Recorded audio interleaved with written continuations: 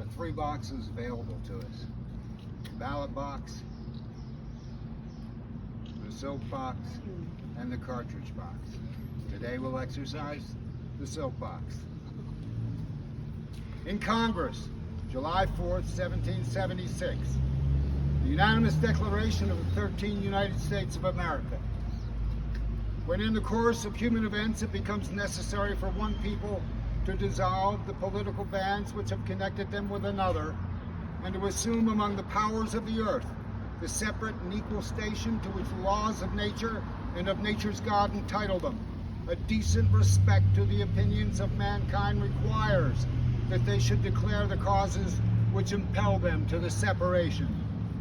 We hold these truths to be self-evident, that all men are created equal, and that they are endowed by their Creator with certain unalienable rights, that among these are life, liberty, and the pursuit of happiness, that to secure these rights, governments are instituted among men, deriving their just powers from the consent of the governed, that whenever any form of government becomes destructive to these ends, it is the right of the people to alter or abolish it, and to institute new government, laying its foundation on such principles and organizing its powers in such form as to them shall seem most likely to affect their safety and happiness.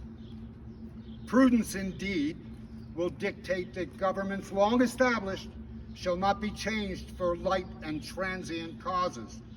And accordingly, all experience hath shown that mankind are more disposed to suffer while evils are sufferable than to right themselves by abolishing the forms to which they are accustomed. But when a long train of abuses and usurpations, pursuing invariably the same object, evinces a design to reduce them under absolute despotism, it is their right, it is their duty to throw off such government and to provide new guards for their future security. Such has been the patient sufferance of these colonies, and such is now the necessity which constrains them to alter their former systems of government. The history of the present King of Great Britain is a history of repeated injuries and usurpations, all having in direct object the establishment of an absolute tyranny over these states. To prove this, the facts be submitted to a candid world. He has refused to assent to laws the most wholesome and necessary for the public good. He has forbidden his governors to pass laws of immediate and pressing importance unless suspended in their operation till his assent should be obtained. And when so suspended, he has utterly neglected to attend them. He has refused to pass other laws for the accommodation of large districts of people unless those people would relinquish the right of representation in the legislature, a right inestimable to them and formidable to tyrants only. He has called together legislative bodies at places unusual, uncomfortable, and distant from the depository of their public records for the sole purpose of fatiguing them into compliance with his measures. He has dissolved representative houses repeatedly for opposing with manly firmness his invasions on the rights of the people.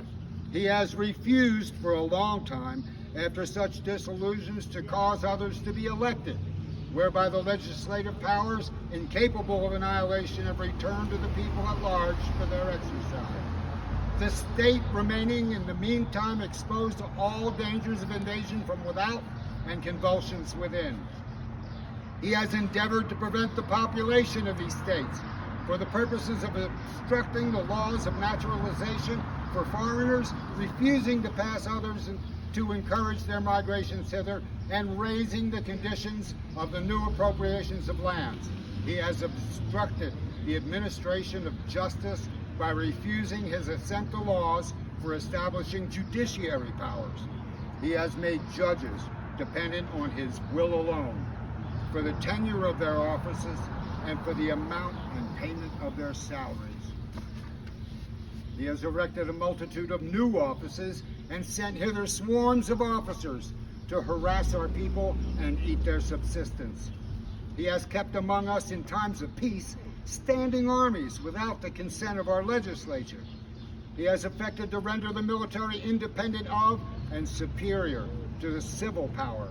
He has combined with others to subject us to a jurisdiction foreign to our Constitution and unacknowledged by our laws, giving his assent to the acts of pretended legislation, for quartering large bodies of armed troops among us, for protecting them by mock trial from punishment for any murders which they commit on inhabitants of these states, for cutting off our trade with all parts of the world, for imposing taxes on us without our consent, for depriving us in many cases the benefits of trial by jury, for transporting us beyond seas to be tried for pretended offenses, for abolishing the free system of English laws in neighboring province, establishing therein an arbitrary government, and enlarging its boundaries so as to render it at once an example and fit instrument for introducing the same absolute rule to these colonies, for taking away our charters, abolishing our most valuable laws, and altering fundamentally the forms of our governments, for suspending our own legislatures and declaring themselves invested with power to legislate for us in all cases whatsoever.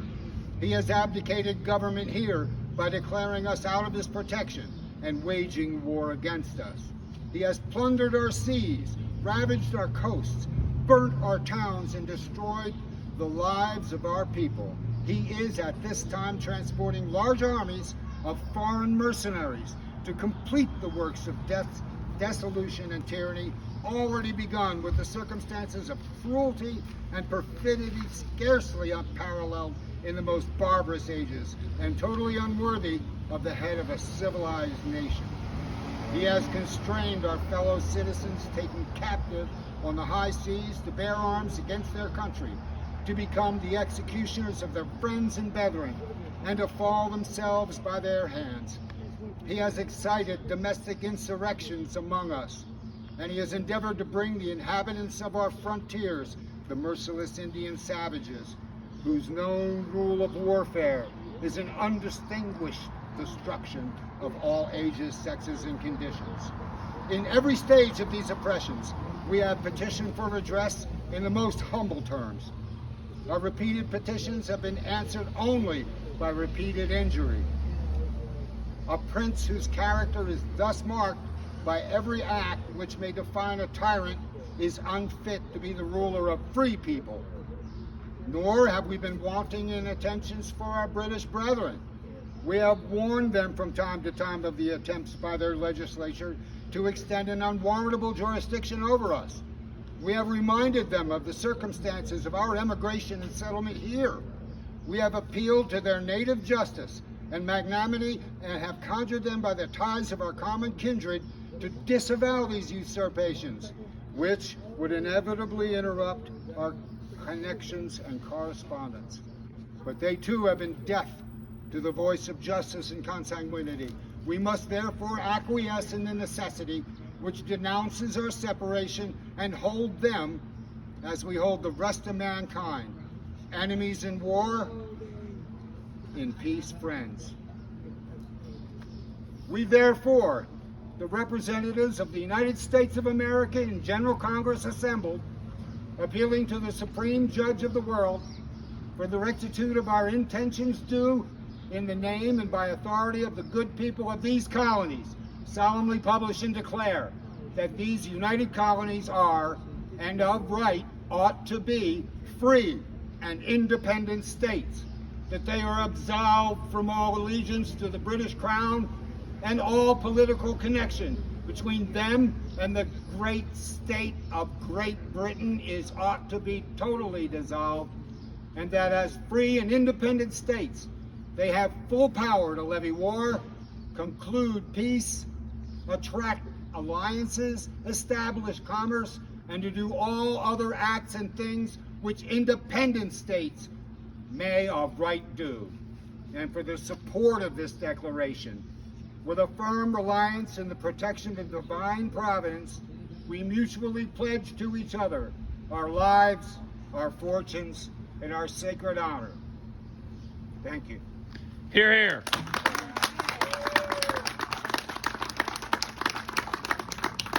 Anyone would like a copy of today's